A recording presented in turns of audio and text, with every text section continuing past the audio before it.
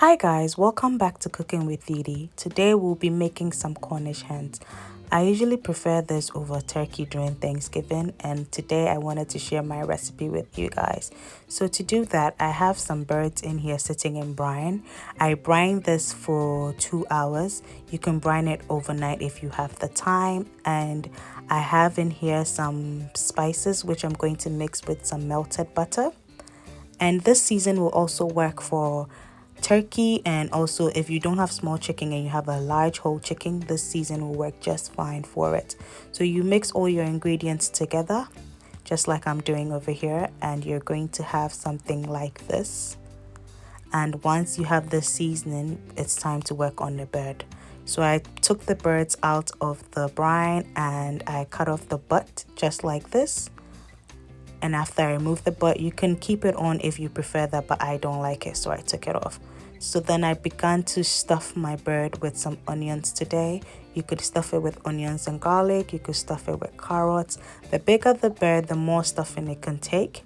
So after I stuffed it, I poured in some melted butter, the seasoned butter in there.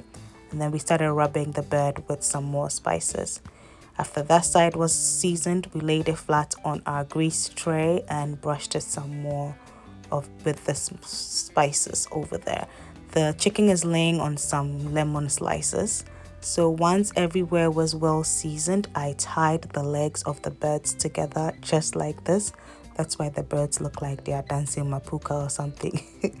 And so after this was done, I preheated my oven to 350 degrees, 180 degrees Celsius, covered it and baked it for 30 minutes. And after 30 minutes, I uncovered it so the chicken could start browning. So once it started browning, I turned it to the other side so the other side of the chicken could also get brown, because you want the whole chicken to be brown and look ready just like this. And after that, I turned it back to its original position. And then I put in my thermometer. So once my chicken read 180 degrees, I knew that my chicken was ready. The bigger your bird, the longer it's going to take for it to bake. And if you don't have a thermometer, just look at how big your bird is and then, gauge and see how long it will take. Some of the chicken should have it on its packaging. And here you have your Cornish hens looking so delicious and ready. You can plate it on some lettuce and have some carrots and other things around. But this is how it looked when it came straight out of the oven. I hope you guys try this recipe and enjoy it for your Christmas holidays.